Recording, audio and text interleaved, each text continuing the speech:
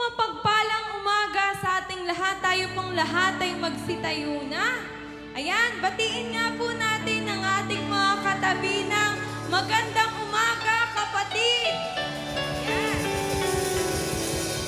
Sa pong mapagpalang umaga sa ating lahat, before po tayo mag-worship, I want to read this verse sa 2 Peter chapter 3 verse 9. The Lord is not slow to fulfill His promise, as some count slowness, but is patient toward you, not wishing you that any should perish, but that all should reach repentance. Ngayon pong umagang ito, tayo po ay patuloy na lumapit sa ating Panginoon. Tayo po ay lumapit sa Kanyang kabanal-banalang trono. Tayo po ay lumapit nang sa gayon, makahingi po tayo sa Kanya ng habag sa ating lahat. Tayo po ay lumapit sa Diyos ng buong puso na tayo po ay pagharian niya.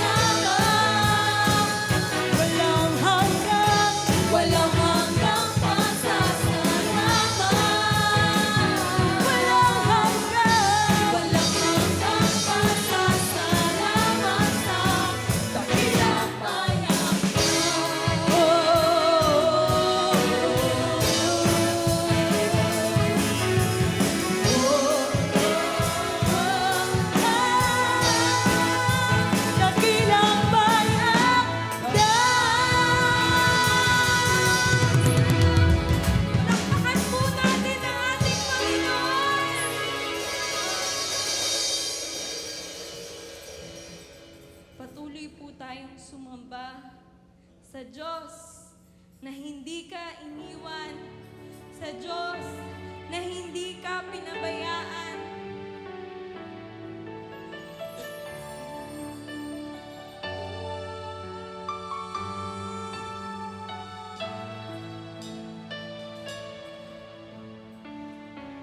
Sa aking kahinaan, sa lahat ng karamdaman, laman ng puso, ito iyong alam. Sa bawat panahon, sa lahat ng sitwasyon, napakabuti mo, aking Panginoon.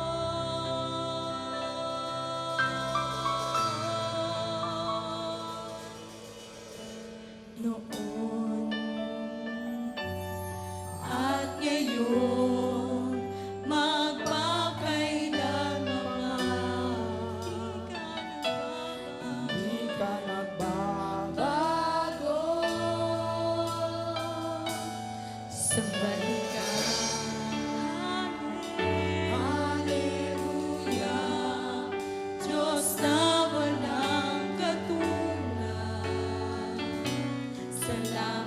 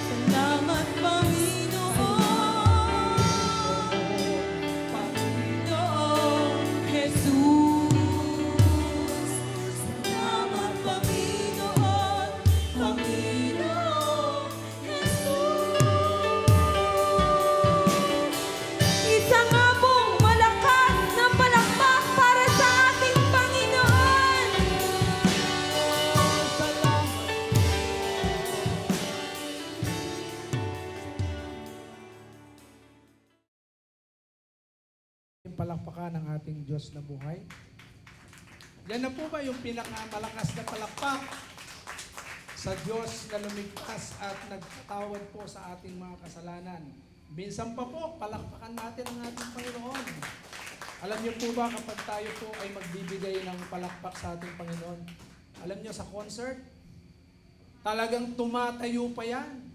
Nagbibigay ng talagang binibigay nilang pinaka-the best. Sa atin po, niligtas tayo, pinatawad tayo, binigyan tayo ng buhay na walang hanggan. Ganyan lang ba ang palakpak na pwede natin ibigay sa Diyos? Palakpakan natin ang ating Diyos na buhay. Tayo pong lahat ay patuloy na magbigay ng mataas na parangal.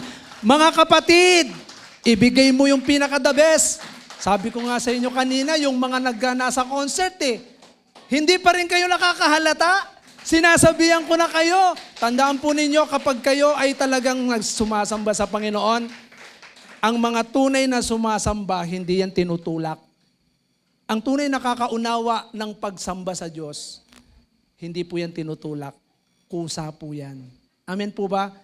Pagka sinabing pumalakpak, talagang kusa yan kasi umaapaw. Sabi po ng John chapter 4 verse 24, ngayon na nga na dapat sambahin natin ang Diyos sa Espiritu at sa katotohanan. At kapag ito po ay nalalaman natin sa puso natin, kung ikaw ay tunay na Kristiyano, bumubukal po yan. Amen po ba? Kahit nasaan tayo. Lalong-lalo na ngayong araw na to, araw ng pagsamba. At ngayong araw ng pagsambang ito, hayaan po natin na patuloy po nating dakilain ng Diyos. At ako naniniwala ako sa araw na ito, sinasabi po ng Biblia, sa Hebrew chapter 10 verse 25, huwag natin kaliligtaang dumalo sa mga katulad ng pagtitipong ito. Bakit? Alam niyo po ba na malapit nang bumalik si Kristo? Ang mga ganitong pagtitipon ay nagpapalakas po sa atin. Ngayon kapag nawawaglit natin ito, paano po tayo lalakas? Baka mamaya madatnan po tayo ng Diyos nandoon, gumagawa ng kasalanan sa labas. Sabi ng Bible, huwag nating kaliligtaan. Ibig sabihin, huwag mawaglit sa isipan natin. Amen po ba? Hindi sinasabi ni pastor lamang ito, kundi mismong ang Biblia ang nagsasabi nito. Kapag ikaw ay Kristiyano, alam mo yan. Pero kapag ikaw ay Kristiyanong laging wala sa church, sabihin, hindi ka totoong Kristiyano. Maniwala po kayo. 100% ang totoong Kristiyano laging present. Amen po ba? Naniniwala po ba kayo doon? Malibang ikaw ay nagkasakit, hindi mo kayang lumakad. Okay po yun. Pero kahit na ikaw ay may sakit at kaya mong lumakad, kaya mo namang bumangon, sa puso mo gusto mong umaten. Amen po ba? Yan po ang pakakatandaan po natin palagi. Ang totoong Kristiyano, hindi po yan umaayaw sa pagdalo. Laging nasa puso niya yan.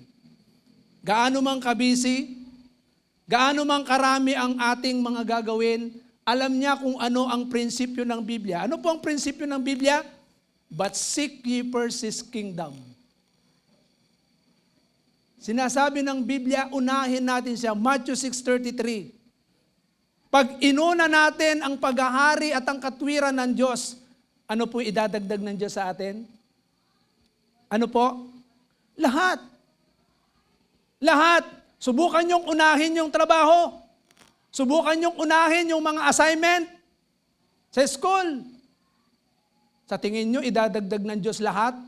Wala. Wala po yung katwiran ng Diyos doon. Kasi wala doon ang katwiran niya.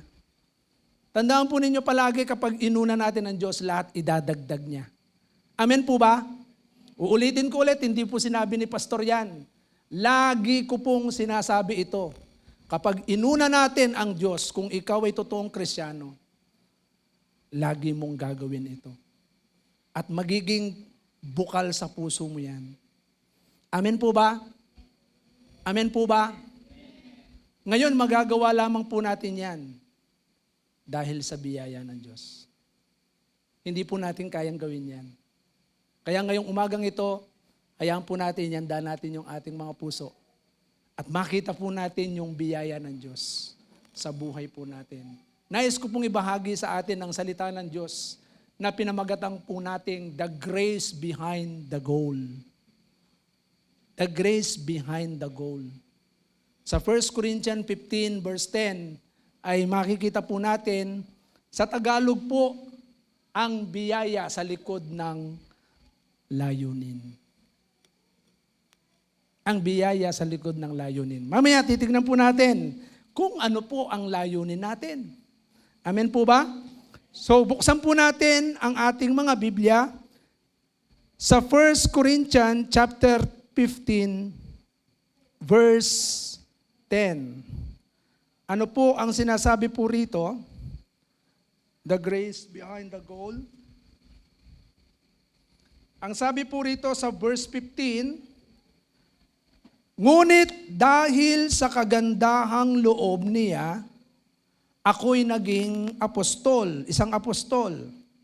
At hindi naman nawalan ng kabuluhan ang kaloob niyang ito sa akin.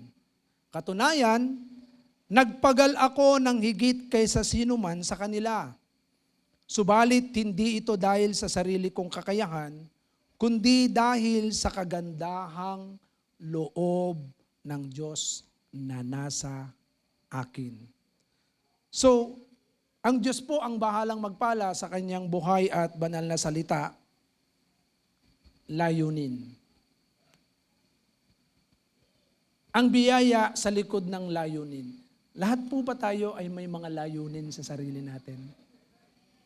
Tama po ba? Layunin, hangarin, pangarap, at gusto natin magtagumpay. Tama po ba? Sino po rito ang may mga layunin sa buhay? Sino ang may mga hangarin sa buhay? Sino ang may mga pangarap sa buhay? At sino po sa inyo ang nais magtagumpay sa buhay? Kapag tinanong natin ang apat na ito, lahat po ay sasagot ng ako po. Walang hindi sasagot ng wala akong layunin. Lahat ay may layunin. Lahat ay may mga hangarin. Lahat ay may mga pangarap. At lahat ay nais na magtagumpay. Sa binasa po natin ngayong umaga, ay gusto ko pong makita po natin kung paano ang isang taong pinakamasamang tao ay talagang mula doon sa kanyang layunin. Sa layunin niya, siya po ay tumamasa o tumanggap ng biyaya mula sa Diyos.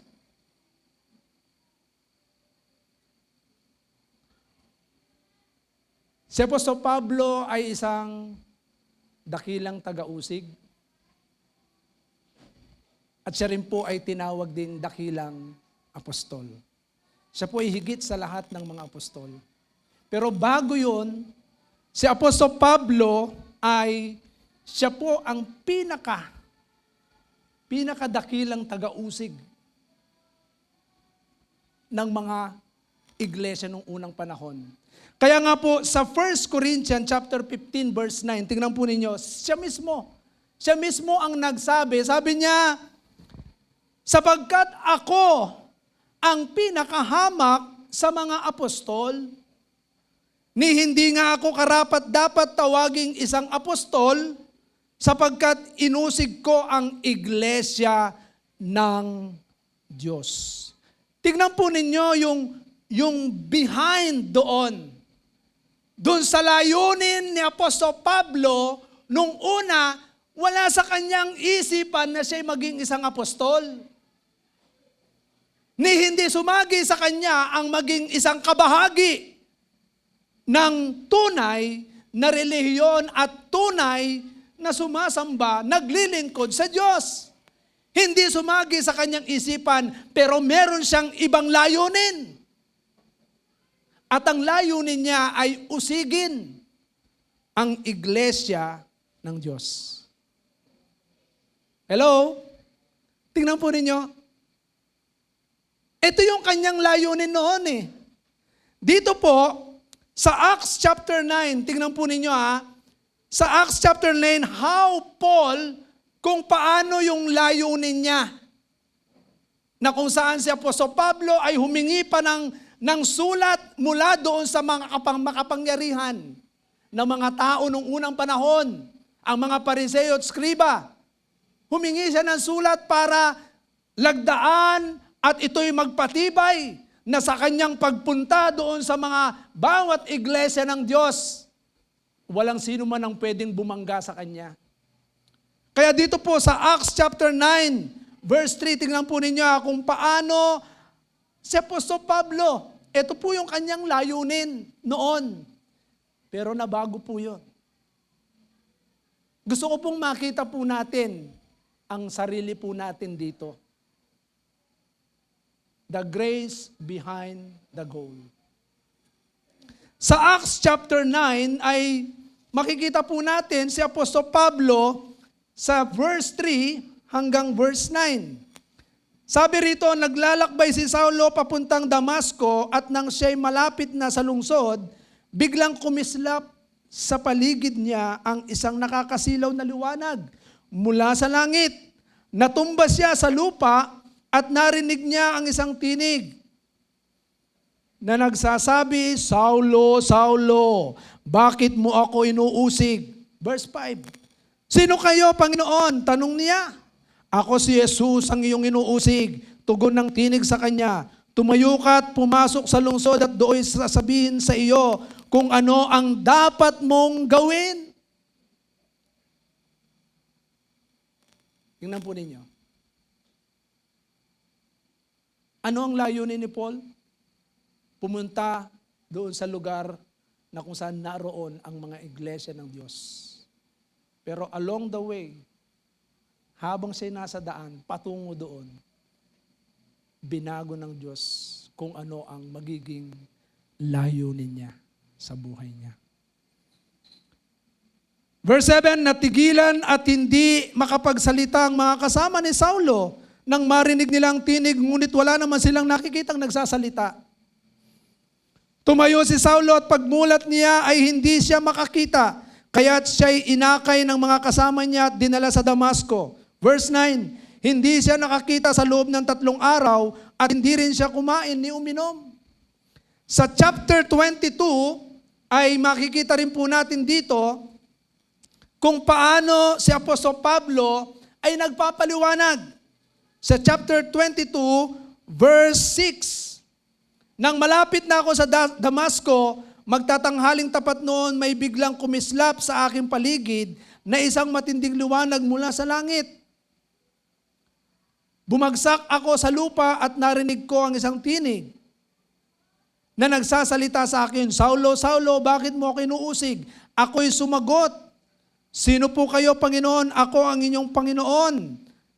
Ako ang iyong pinag-uusig na si Jesus na taga Nazaret, tugon ng tinig. Verse 9, nakita ng mga kasama ko ang liwanag, ngunit hindi nila naririnig ang tinig na nagsasalita sa akin. Ano po ang gagawin ko, Panginoon? Tanong ko. At tumugon ng Panginoon, tumayo ka at pumunta sa Damasco. Sasabihin ko sa iyo roon ang lahat ng itinakda na dapat mong gawin.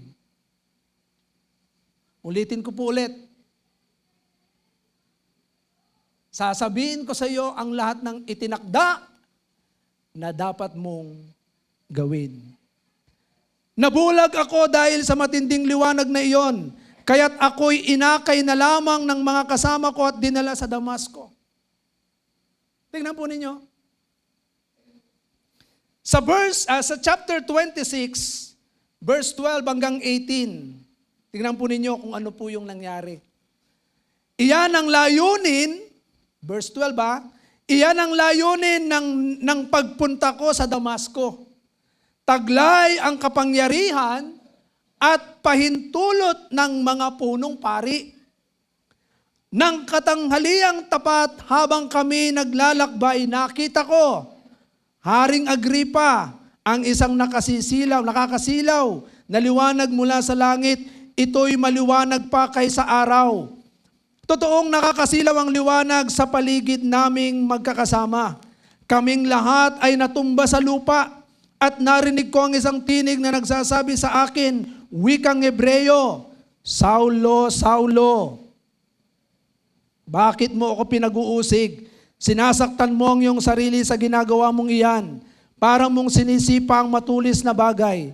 At itinanong ko, sino po kayo, Panginoon? At kanyang sinabi, ako si Jesus na iyong inuusig.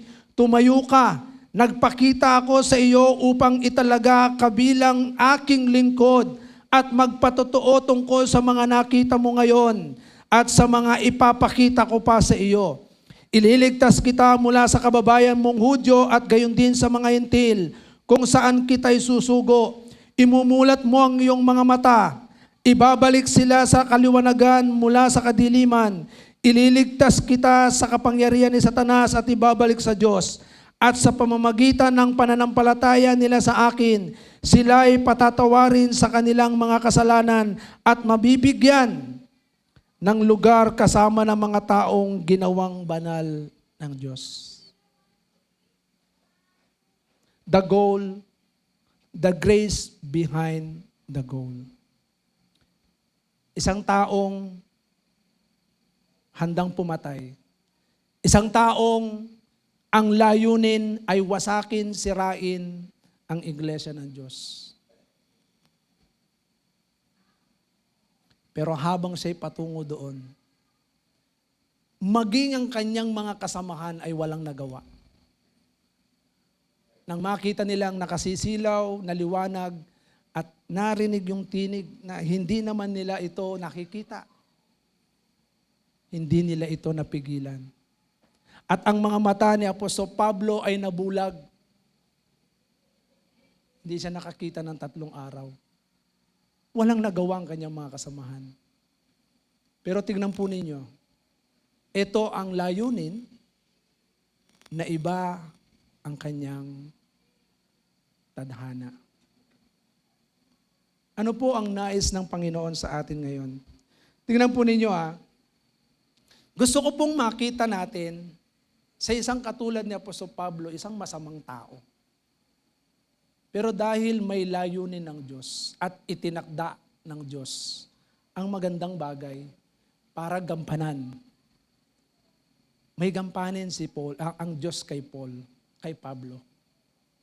May gampanin ng Diyos, may layunin, may itinakda ang Diyos. At nais ng Panginoon si Apostol Pablo ay gamitin ang kanyang buhay.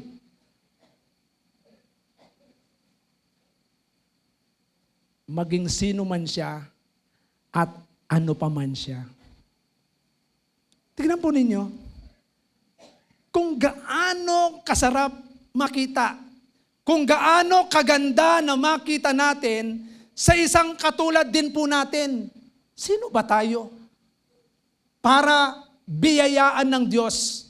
Sino ba tayo para maranasan natin yung itinakda ng may kapal sa buhay po natin? At katulad po dito sa sinabi po rito, sa 1 Corinthians 15 verse 10, ngunit dahil sa kagandahang loob niya, tingnan po ninyo yung salitang ngunit, maging po yung salitang subalit, sa English po ay yung salitang but. Kapag tinignan po natin yung salitang ngunit, subalit sa Tagalog, pero sa English ay but, ito po ay contrast sa kung sino siya noon at kung ano yung itinakda ng Diyos sa kanya. Amen po ba? Dahil sa kagandahang loob ng Diyos.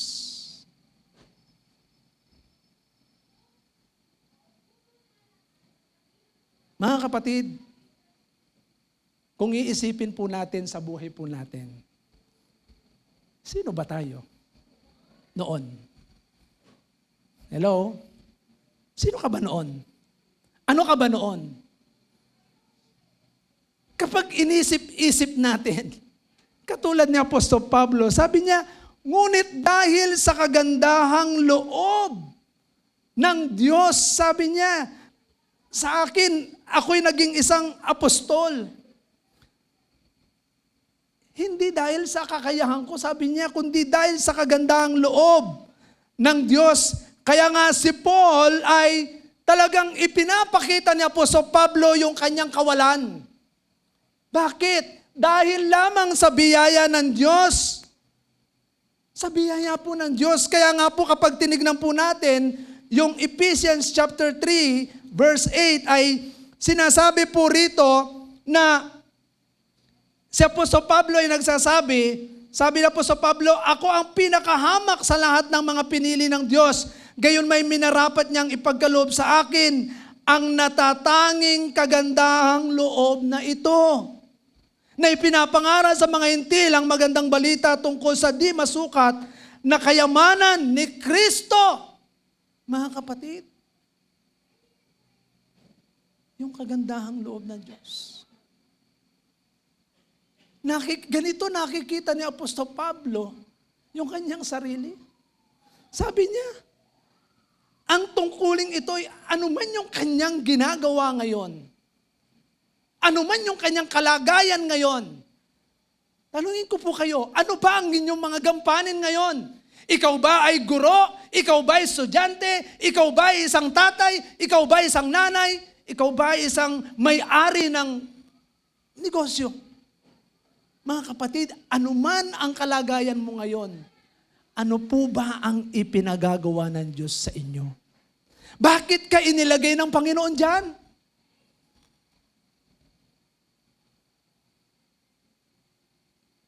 Ano bang dahilan?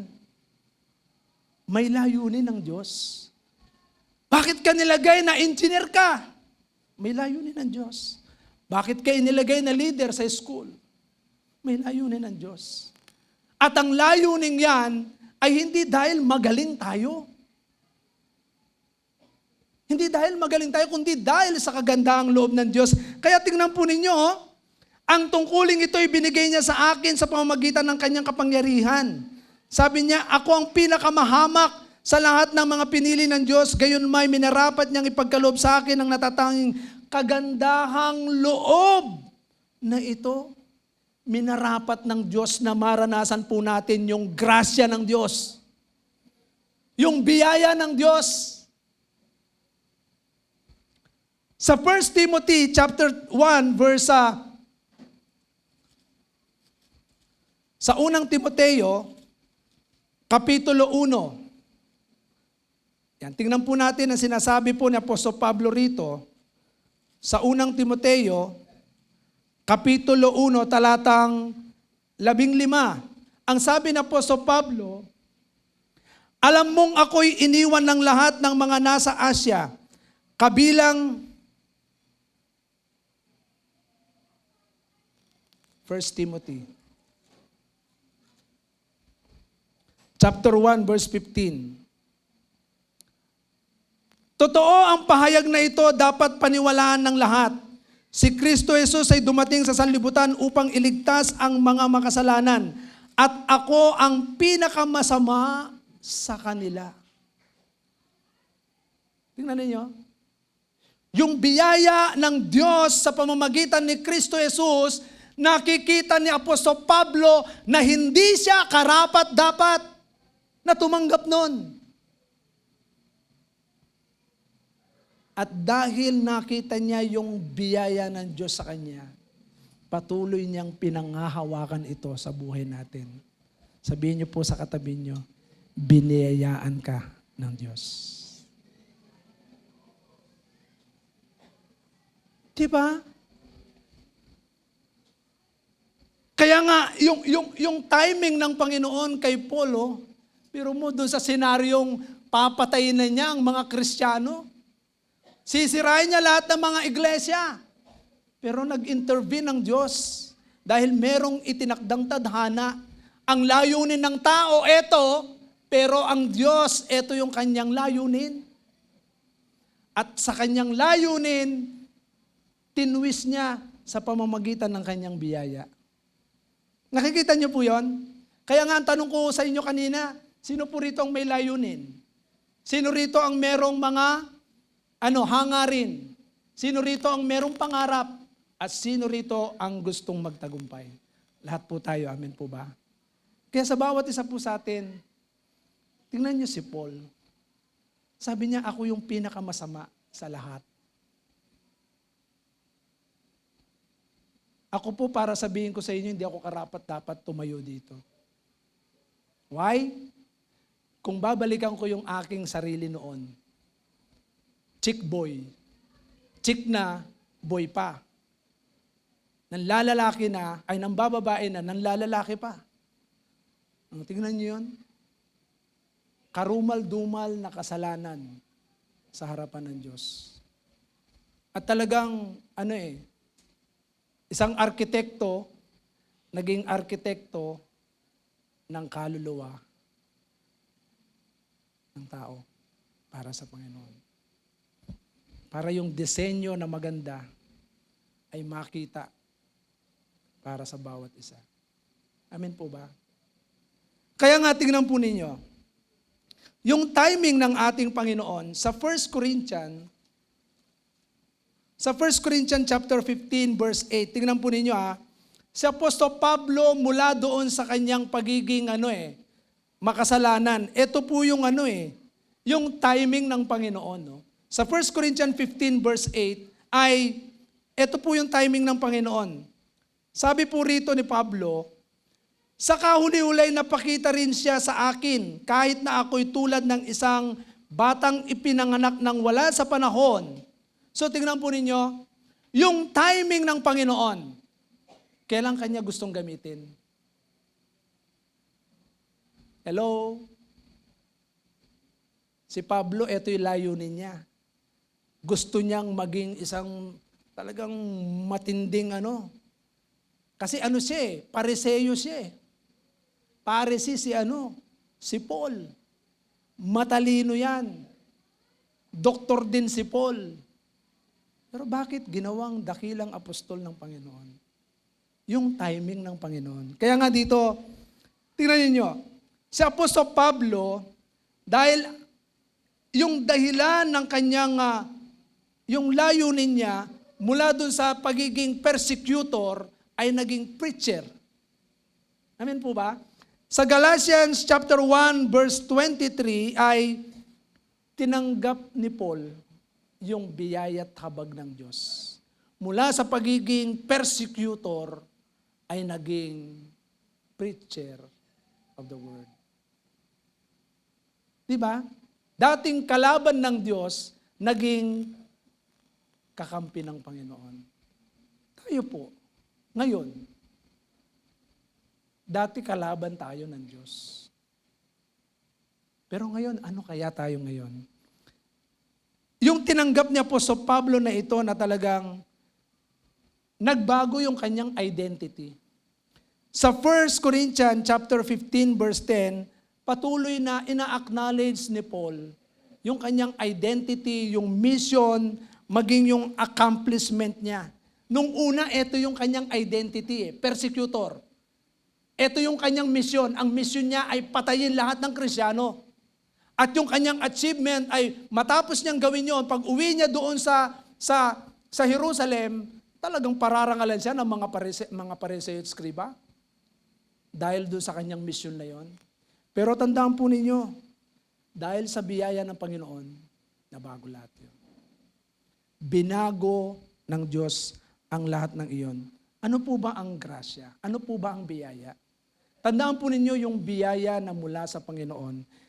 God's grace is unmerited favor towards undeserving sinners.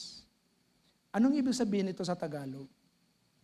Ito po ay isang pabor na hindi po tayo karapat-dapat na tumanggap kasi makasalanan po tayo. Hindi tayo dapat tumanggap ng biyaya at awa, habag at awa mula sa Diyos. Pero dahil sa grasya ng Diyos, yung kanyang biyaya, ito po ay tinanggap. Kaya nga dito, hindi po tayo karapat-dapat doon. Sa Romans chapter 11 verse 6 ay ang biyaya ng Panginoon ay kahit na hindi ka karapat-dapat, pero dahil ang Diyos ay mabiyaya, tayo po ay naging karapat-dapat. Palakpakan naman natin ang Panginoon. Di ba kayo masaya? Di ba kayo masaya doon? Na kahit hindi tayo karapat-dapat, kahit na nagkulang, kahit na nagkamali, kahit na masama tayo, kahit na bagulbul pa tayo doon. Nung una, wala tayong ginawa kundi talagang gumawa ng mga kung ano-anong mga kalokohan. Ano ba yung salitang buloboy, bulakbol, ano pa, gamol, ano pa yung mga salita ng mga kanto noon, kung ano yung mga itinatawag sa sa mga tao noon na wala sa hulog. Di ba? Ano pa yung mga salita na binabanggit sa atin noon? Di ba? Walang kwenta, wala nang pag-asa. Yan yung mga salitang maririnig natin noon, pero ang Panginoon, ito yung kanyang biyaya. Kaya nga, si Apostol Pablo ay naintindihan niya ito, na ang biyaya ay regalo. Amen po ba? So ito po ay hindi tayo karapat-dapat, pero binigyan tayo ng Diyos at ito po ay regalo. Sa sino mang nais tumanggap, magkakaroon. Pero ang lahat ng ayaw tumanggap nito, kapag ibinigay na ng Panginoon yan, tandaan po natin, ang biyayang ito ay regalo mula sa Diyos. Kaya si Paul, sabi po sa Ephesians chapter 2, verse 8 to 9, "For it is by grace you have been saved." Dahil sa biyaya ng Diyos, tayo po'y naligtas through faith sa pamamagitan ng pananampalataya po natin. And this is not from ourselves, hindi po ito sa sarili nating gawa. And this is the gift of God. Hindi ito gawa natin, not by works, para wala pong may pagmapuri o maipagyabang ang sinuman. Kaya tingnan po ninyo, si Paul nakikita niya to. Mula sa isang persecutor ay naging apostol. At talagang sa kanyang pagiging apostol, alam niyo po ba na siya rin mismo, mula sa pagiging masama ay naging mabuti, mula sa pagiging persecutor ay naging apostol, at sinabi niya sa 1 Corinthians 15 verse 10, sabi niya, yung biyayang ito na ibinigay ng Diyos sa kanya, mga kapatid, pakinggan niyo pong maigi. Kaya huwag niyo rin pong sayangin ang biyayang ito. Sabi ni Apostol Pablo, sa verse 15, chapter 10, nabubulol ako Sa chapter 10, verse 10, chapter 15, verse 10,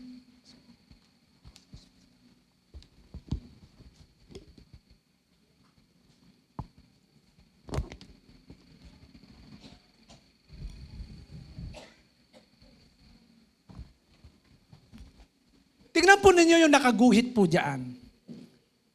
Nakikita niyo po yung nakaguhit dyan sa 1 Corinthians 15 verse 10. Sabi ni Apostol Pablo, at hindi, pakibasa nga po, sabay-sabay tayo, 1, 2, 3.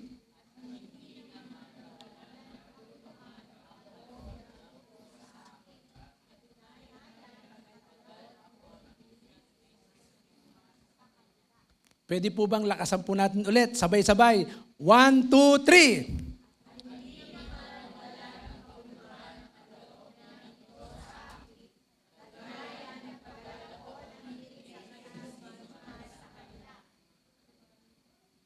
Ang ganda lang po sa nakaguhit.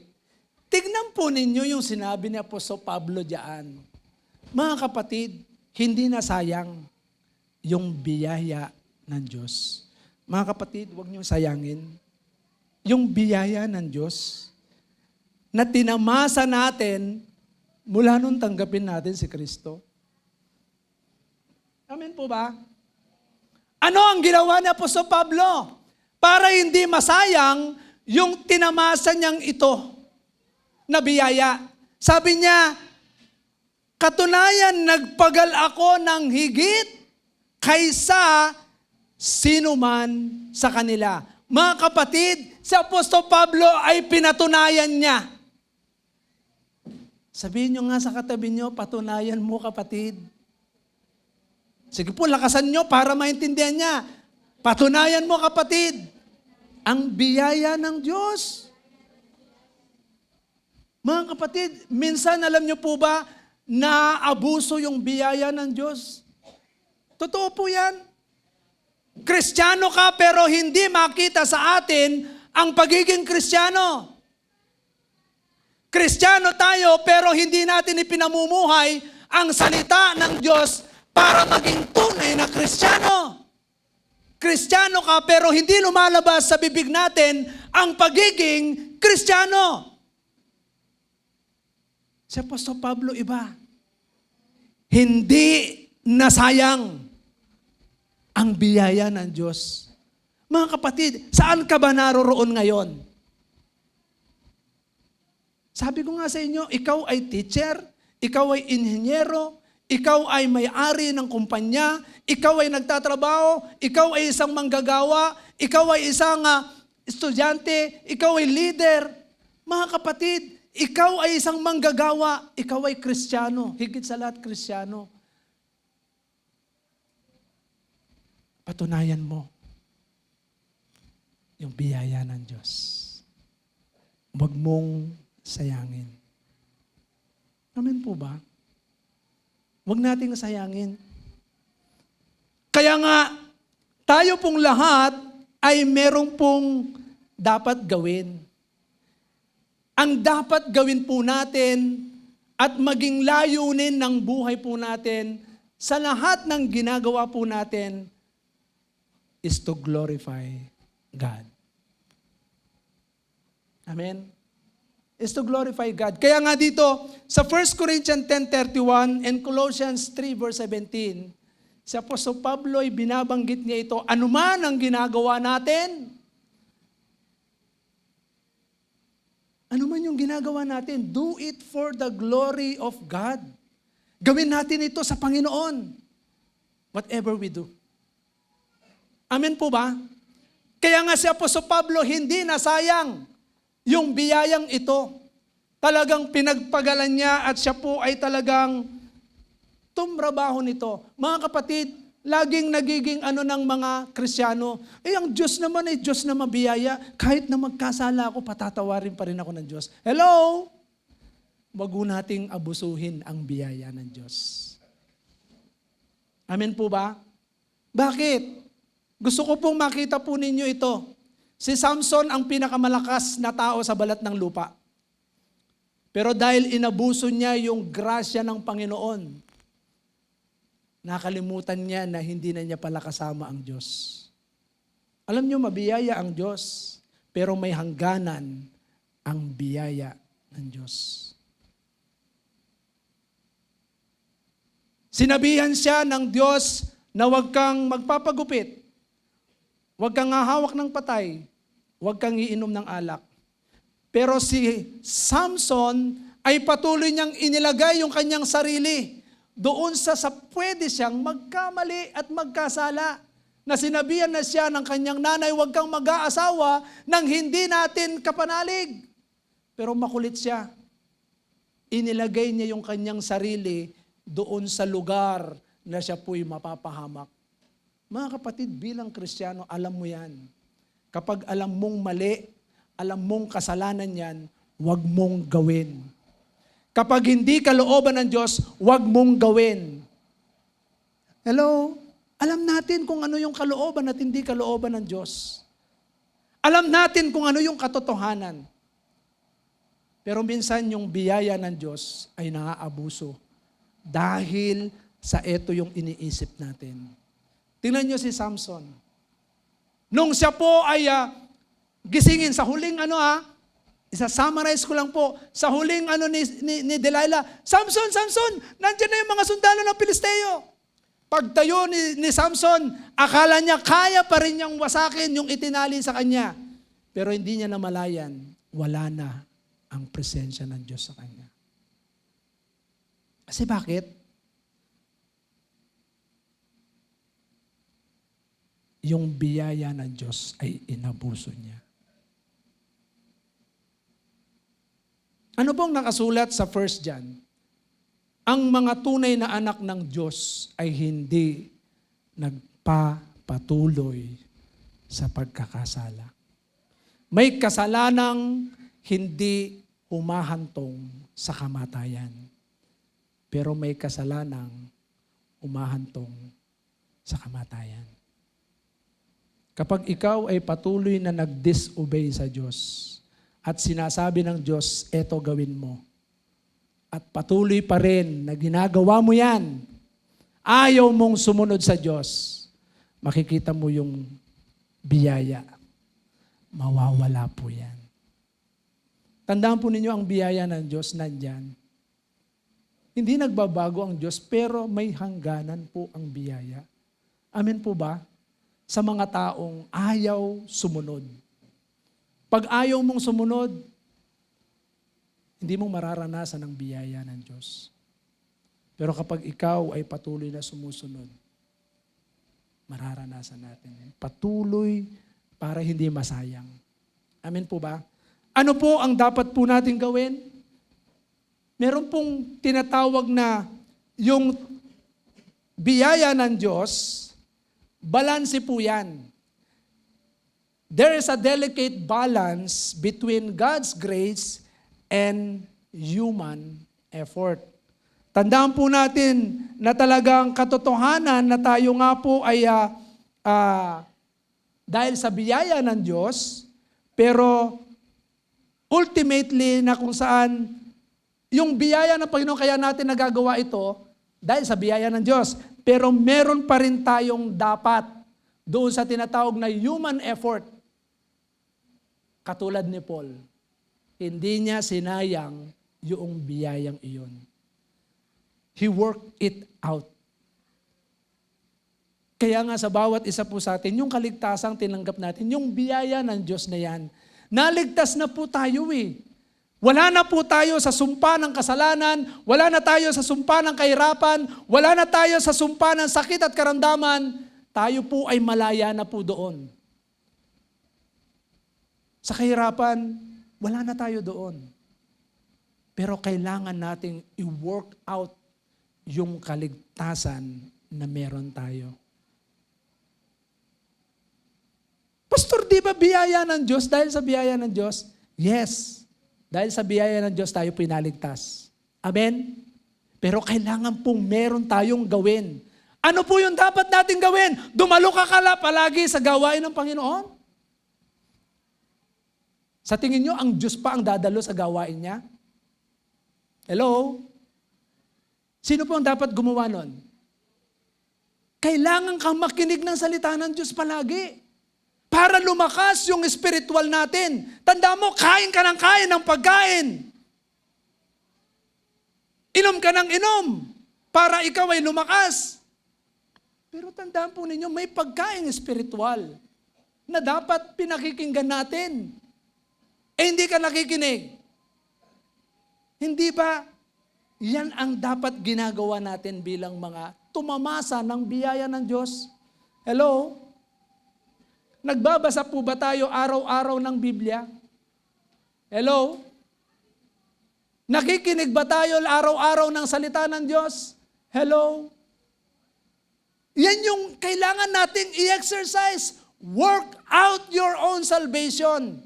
Kailangan mong dumalo ng pagtitipon ng katulad nito, Hebrew 10:25. Kailangan nating mag-aral ng mga malalalim na katuruan, katulad ng ginagawa natin every Sunday ng 8 o'clock ng umaga, ng PW 412, para tayo ma-equip. Kung gusto po ninyong umattend kayo para mas lalong lumalim po yung pagkakilala natin sa Panginoon. At yan pong nasa likod na yan po ang pinag-aaralan natin ngayon. Katulad ngayon, yung core values ng church. Yan ang pinag-aaralan natin sa ngayon. Kailangan po nating lumalim sa salita ng Diyos. Yan yung kailangan po nating gawin. Kaya nga si Apostol Pablo, alam niya ito na kung saan tayo po ay ine-expect na tayo po ay kumilos din. Ang Diyos po ay nagbigay na ng biyaya, pero kailangan po tayong gumawa. Amen po ba? Ibinigay na sa atin yung biyaya para tayo'y mapagpala, pero kailangan nating gumawa upang tamasahin ang pagpapala.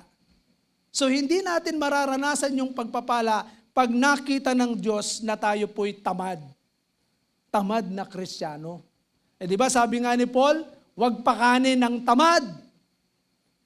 Ayaw kumilos, di huwag mong bigyan ng pagkain.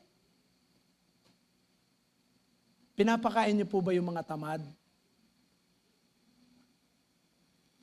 Sino rito ang nagpapakain ng tamad? Pag tamad, huwag niyong pakainin. Ako sa bahay, pag ayaw nila magluto, hindi ako magluluto. Nung maliit sila, pwede. Kasi maliliit pa yan, di pa sila marunong magluto. Ngayon, marunong na sila. Malalaki na sila. Kaya na nilang magluto, kaya na nilang maglinis. Hindi ko na gagawin yun para sa kanila. Sila na yan. Sabi ng Bible, huwag mong pakanin yung tamad. Pag tamad yung anak mo, huwag ka magluto. Matututo po yan. Kasi pag nagutom yan, gahanap yan ng pagkain. Amen po ba? Hello? Tandaan ninyo, ayaw ng Diyos na turuan tayo doon sa mali. Kapag kayong magulang tandaan nyo po, ang mga anak natin, malalaki na sila, kaya na nilang magsaing, kaya na nilang magprito ng itlog na sunog, kaya na nilang maglaga ng nilagang itlog na sunog. Mambira, nilagang itlog, sunog pa. Di ba? Kasi natuyo, kaya nasunog yung itlog. Oh. Mga kapatid, work out your own salvation. Yan po ang sinasabi ng Biblia. Kaya dito po sa Philippians chapter 2 verse 12, tignan po ninyo, yung sinabi ni Apostol Pablo rito, work out your own salvation. Paano? With fear and trembling. Mga kapatid, yung banal na takot, ibig sabihin may paggalang sa Diyos. Habang ginagawa mo yan, wino-workout mo yung kaligtasan na ibinigay ng Diyos sa atin, yung biyaya ng Diyos, meron pong paggalang mula sa Diyos. Merong paggalang sa Diyos. Fear. Pag sinabing the fear of the Lord, ito po yung paggalang sa Kanya. Iginagalang natin ng Diyos. Trembling. Hindi tayo natatakot, kundi talagang nandoon yung bang natin, alam natin na ang Diyos ay nasa langit, tayo nandito sa lupa, at dahil sa biyaya niya lang, alam niyo po ba na ito yung nais ni Apostol Pablo na maging attitude po natin habang wino-workout natin yung salvation na ibinigay ng Diyos, yung biyaya na iniregalo po niya sa bawat isa po sa atin. Paano mo i-connect yan sa kung ano po yung ginagawa natin ngayon? So tingnan po ninyo, sa ibang salita, God's grace does not lead to positivity. Hindi po ito passive, kundi dapat active. Amen po ba? Hindi dapat posibo yung ating mga pananampalataya, hindi dapat posibo yung ating tinanggap na biyaya mula sa Diyos. Dapat active yan, gumagawa. Amen po ba? Yung sinasabi ni Apostol Santiago, ipakita mo sa akin yung pananampalatayang walang kalakip na gawa at ipapakita ko sa iyo yung pananampalatayang may kalakip na gawa. Kasi sinasabi ni Apostol Santiago, ang pananampalatayang walang kalakip na gawa ay patay.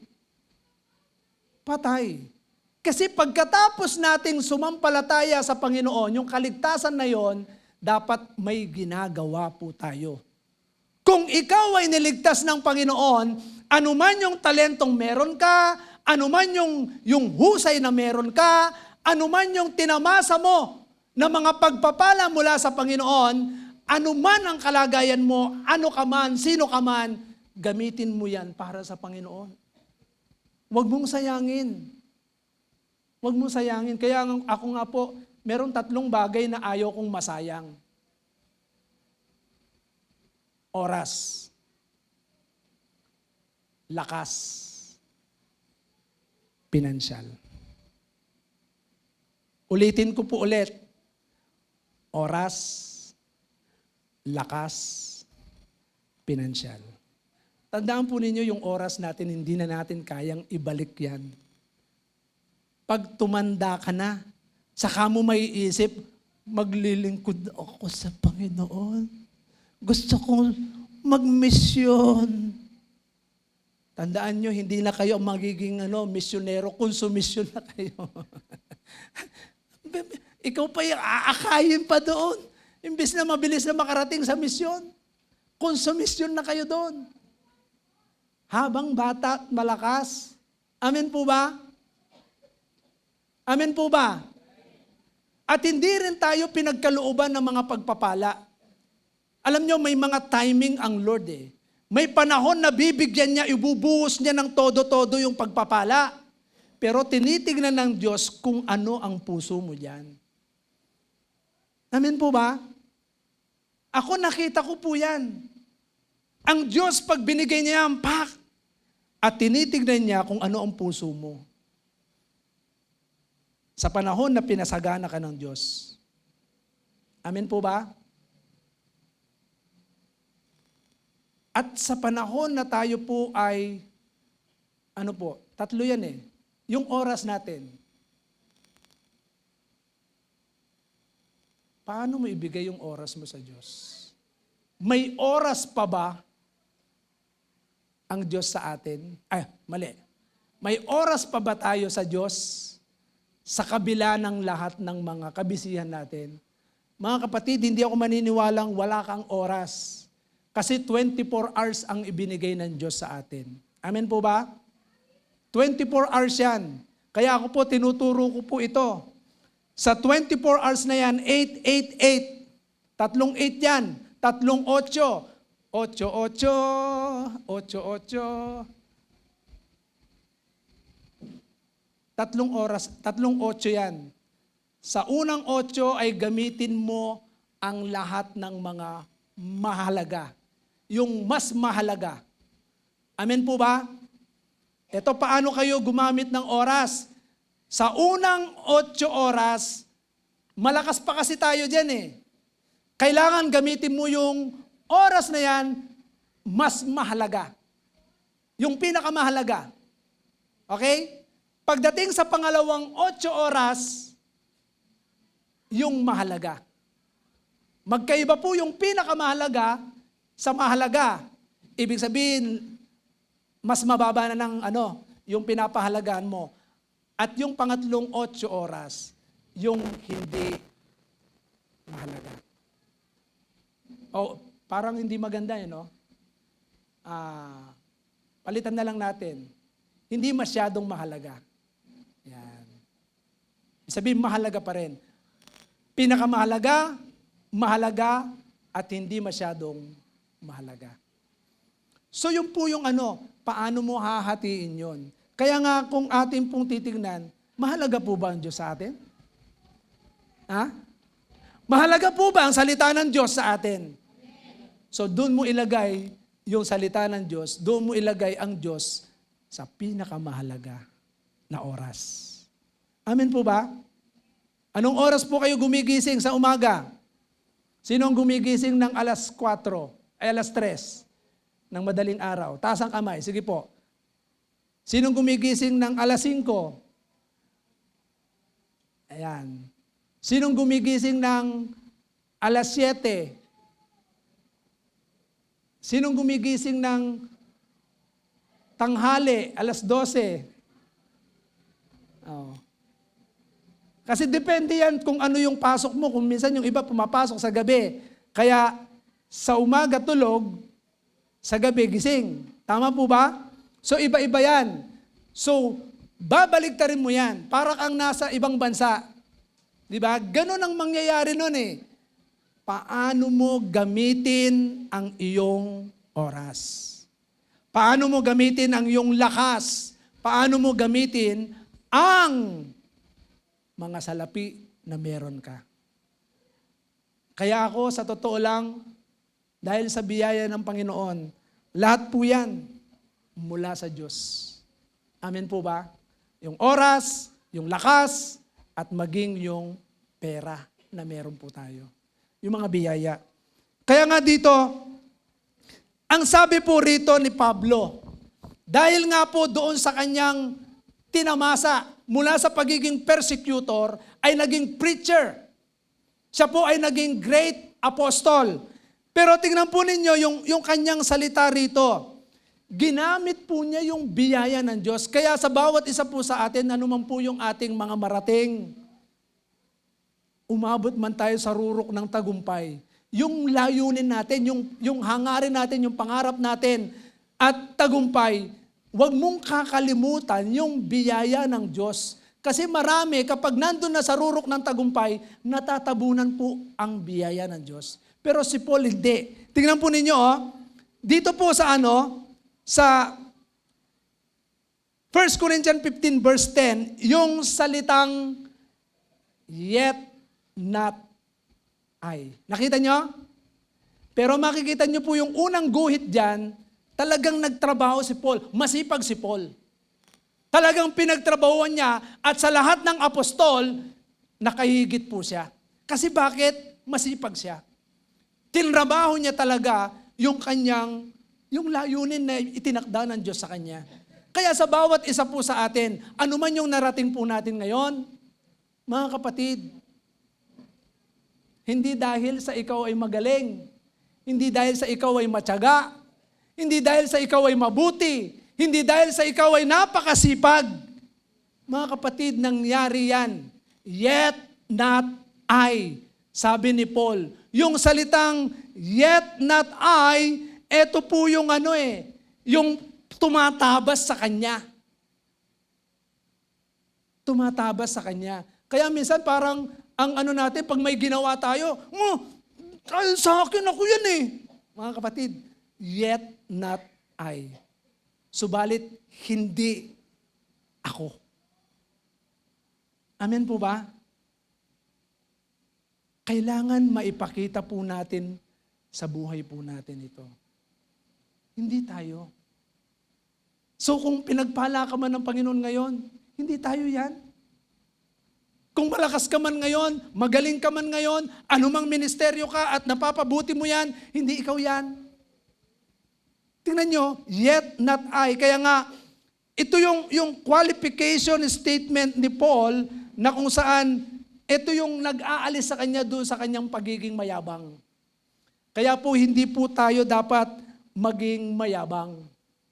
Ayaw ng Diyos na ang kanyang mga lingkod, ang kanyang mga anak ay mayabang.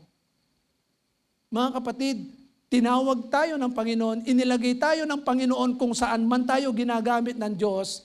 Stay humble by the grace of God. Ako mananatili akong mababa. Bakit? Sa totoo lang, kapag iniisip ko yung mga nararanasan ko ngayon at kung saan ako inilalagay ng Panginoon, hindi ko kaya ito. Sabi ko, hindi naman ako marunong magsalita. Kahit ito pong ganito, hindi ko kayang magsalita noon. Introvert po ako. Pero bakit ngayon? Iba-ibang tao ang kinakausap ko. Mula nung tinanggap ko si Kristo, nagpatuloy ako, sabi ko, Panginoon, kahit sinong tao, pag nakausap ko, ikaw po ang magsalita. Kaya pinanghawakan ko yung Luke chapter 12 verse 12. Ano pong nakasulat sa Luke chapter 12 verse 12? Pakita nyo nga. Pinanghawakan ko po ito noon. Mula noon. Kasi alam ko yung aking kahinaan, alam ko yung kakayahan ko. Pero nung nabasa ko po ito, Luke chapter 12 verse 12, sabi po diyan, anong nakasulat? Hindi ikaw magsasalita, kundi ang Banal na Espiritu. Pagdating mo sa harapan ng sinagoga, ang Holy Spirit ang magsasalita para sa iyo. Kaya mga kapatid, pag iniisip mong hindi ko kaya yan, pastor, hindi ko magagawa yan. Mga kapatid, hindi mo alam ang layunin ng Diyos, mag-flow ka lang doon sa biyaya ng Diyos. Amen po ba? Amen po ba? Kaya tingnan po ninyo, si Paul, wala siyang pwedeng ipagmalaki. The word, yet not I. Kaya sa bawat isa po sa atin, anong may pagmamalaki po natin? Wala. Why? Tingnan nyo, inulit na naman ni Paul. Sabi niya sa Galatians 2:20, sabi niya, I am crucified with Christ, nevertheless I live, yet not I. Sabi niya, ipinako na ako. Nakasama si Kristo. Hindi na ako ang nabubuhay sa sarili ko, kundi si Kristo na. Kaya sa bawat isa po sa atin, hayaan po natin Sabi niya rito, "But Christ liveth in me, and the life which I now live in the flesh, I live by the faith of the Son of God, who loved me and gave Himself for me." Mga kapatid, it is not you. It is not me. It is the one who gave His life, the one who loved us, the one who gave grace. Amen po ba? Binigyan tayo ng biyaya ng Diyos.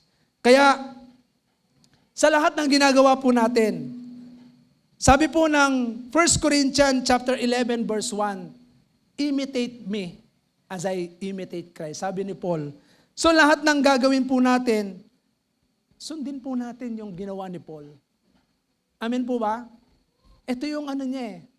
Kung si Paul, ganito yung kanyang pagsunod kay Christ, the same with us.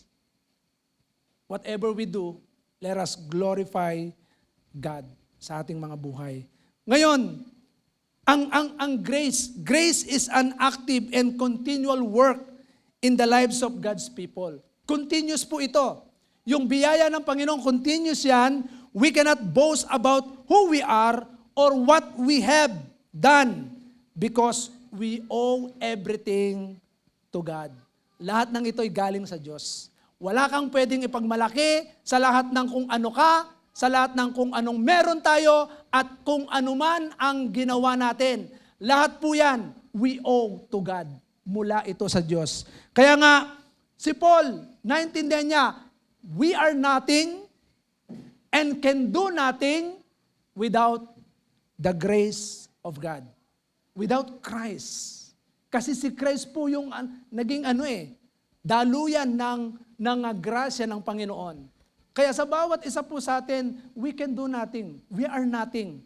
Wala po tayo, kaya wala kang pwedeng ipagyabang. Pag nagsimula kang magyabang, katulad po ng isang mayaman, tandaan niyo po ito, isang mayaman, sabi niya, "Aha, ang dami kong inani."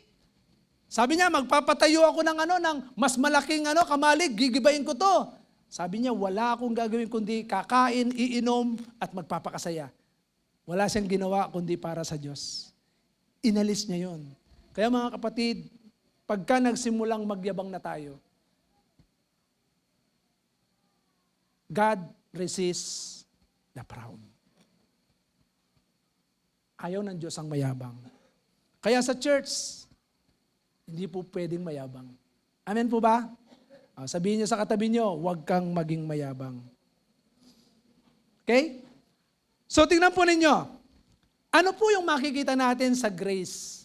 Tingnan po ninyo, yung grace, it is God's grace that transform sinners into, saint. Dahil sa biyaya ng Panginoon, katulad ni Pablo, from persecutor to preacher. Tayo, ano tayo ngayon? Mula doon sa chick boy. Ngayon, ano na? Ano na bang pwedeng itawag sa akin? Hindi ko alam ano yung kapalit ng chick boy. Na? Ano bang kapalit doon? Good boy. Mula sa chick boy, good boy.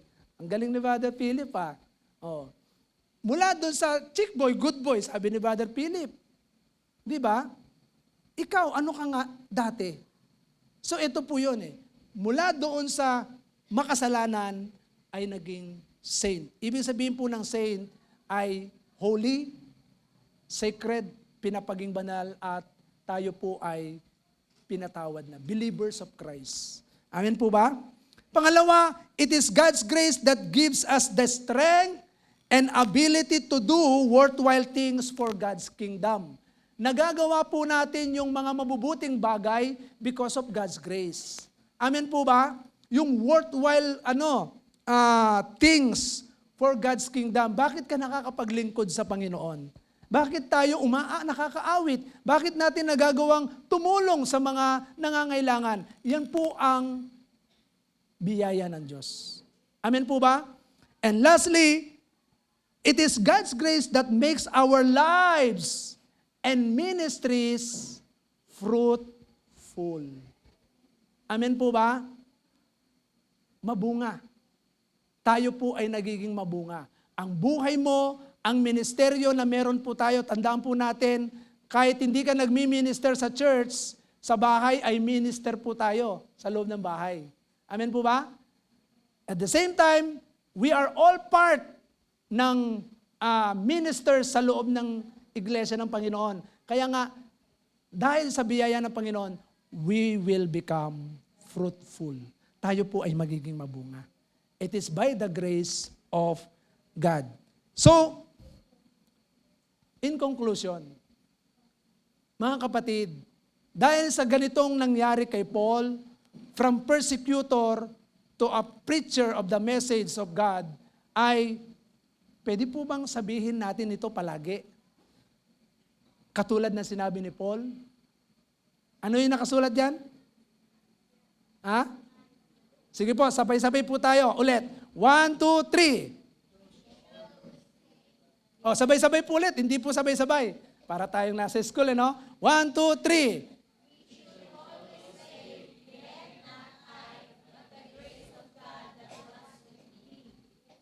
Mula ngayon, lagi po nating ilalagay sa puso natin.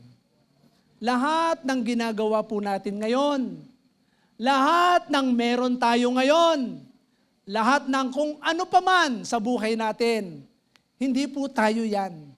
Ito po ay dahil sa biyaya ng Diyos sa buhay ng bawat isa po sa atin. Amen po ba? So ulit, tanungin ko po kayo, ano ka ngayon? Ano? Ano ka ngayon? O tama, yung sinabi ni uulitin ko po ulit. Ano ka ngayon? Ha? Dahil sa biyaya ng Diyos. Kaya po tayo ganito ngayon. Amen po ba?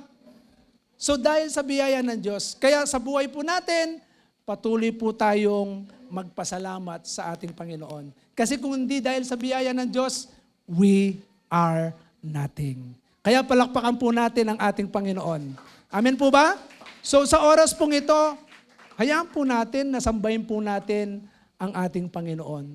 Na talagang kilalanin mo na merong Diyos na patuloy na nagpamala sa atin ng kanyang biyaya. Huwag po nating sasayangin yun, ha? Mula ngayon, hayaan po natin, gamitin po natin ang biyayang iyan for the glory of God. Tayo pong lahat ay tumayo.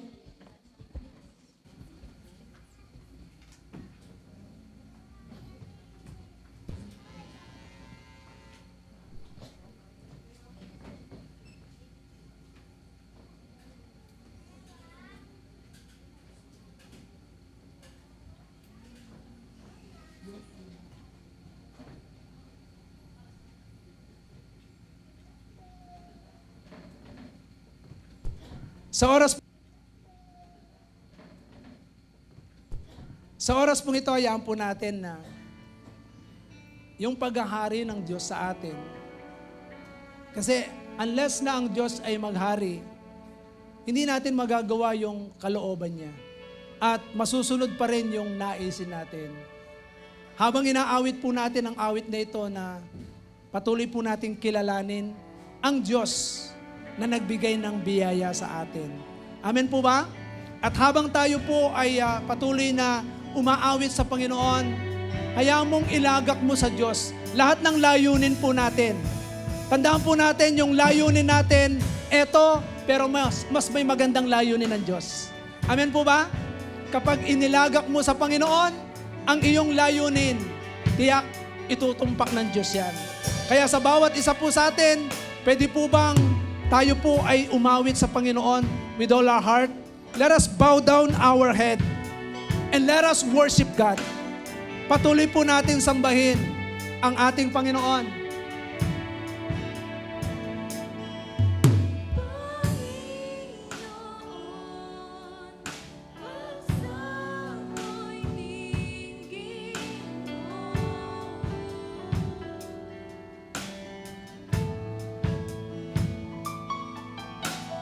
Buhay ko'y hindi lingid sa'yo.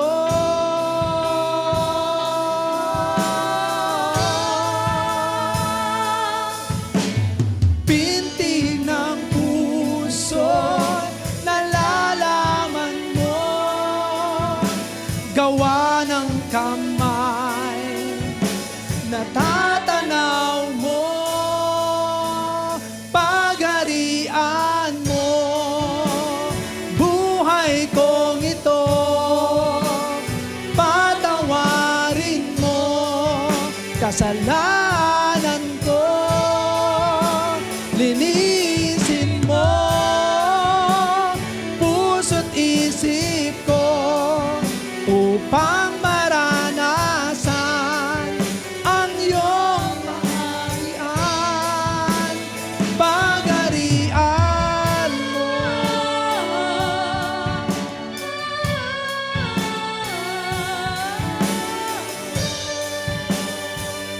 Pwede po bang sa oras na ito itaas natin ang ating mga kamay? Sabihin natin, Panginoon, mo'y dinggin mo.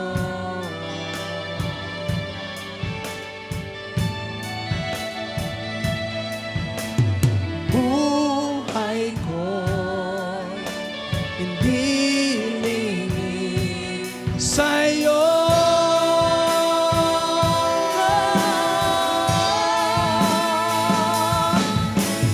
Pintig ng puso'y nalalaman mo, gawa ng kamay, natatanaw mo, pagharian mo, buhay kong ito, patawarin mo, kasalanan ko, linisin mo, puso't isip ko, upang maranasan ang iyong kaharian. Pagharian mo,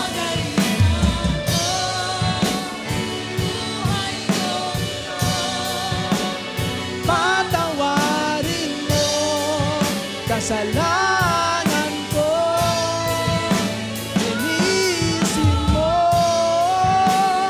puso't isip ko, upang maranasan ang iyong kaharian. Let the people sing. Pagarian mo, buhay kong ito, patawarin mo, kasalanan ko, linisin mo, puso't isip ko, upang maranasan ang kaharian.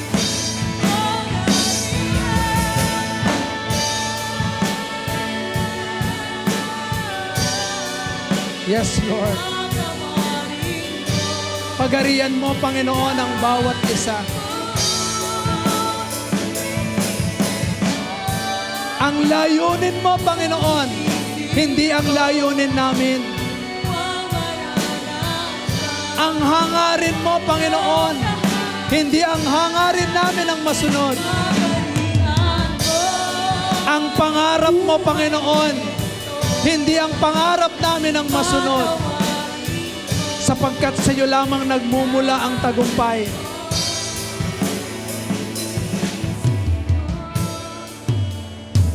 Sa oras na ito, kapatid, masigit ang layunin ng Diyos sa ating buhay.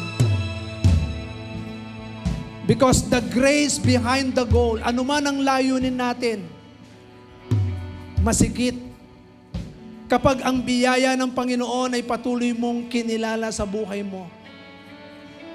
Masigit na tatamasahin natin ang iba yung tagumpay na nagmumula sa Diyos. Kaya kapatid, ano ka man, sino ka man, ano pa man ang iyong mga nararanasan, mga tagumpay, mga achievements sa buhay, at anuman ang iyong layunin, hayaan mong ang layunin ng Diyos na patuloy na luwalhatiin ang pangalan niya. Isuko mo sa Kanya ang iyong layunin. Panginoon, narito ang babae at lalaki Hindi ko po alam ang kanilang mga layunin, hangarin, pangarap. Pero sa oras pong ito, katulad ni Apostol Pablo na merong sariling layunin sa buhay. Pero dahil ikaw, Panginoon, ang may akda ng lahat ng bagay, hayaan mong mangyari ang kalooban mo sa buhay ng iyong mga anak. Kapatid, sa oras pong ito, hindi mo alam ang layunin ng Diyos. Hindi mo alam kung ano yung pwedeng mangyari bukas. Pero sa oras na ito, patuloy mong ilagak sa Diyos ang iyong layunin. Ano man ang iyong layunin, ilagak mo dahil sa biyaya ng Panginoon ay mararanasan mo ang pinakamatagumpay na karanasan sa buhay mo. Panginoon, salamat po.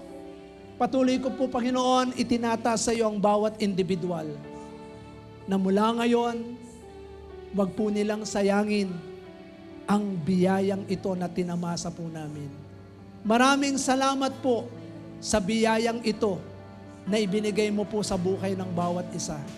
Napakasagana po nito, Panginoon, at maraming pwedeng mangyari pa sa amin sapagkat maganda ang iyong layunin sa buhay ng bawat isa. Ikaw ay naparito upang kami bigyan ng buhay na ganap at kasiyasiya. Kaya salamat, Panginoon, lalabas ang iyong mga anak na ito na taglay ang kalakasan, katatagan, panibagong sigla at panibagong pag-asa na nagmumula sa iyo. Purihin ka, Panginoon, sa iyo po ang lahat ng papuri. Patuloy po nating pasalamatan ang ating dakilang may akda. Amen po ba?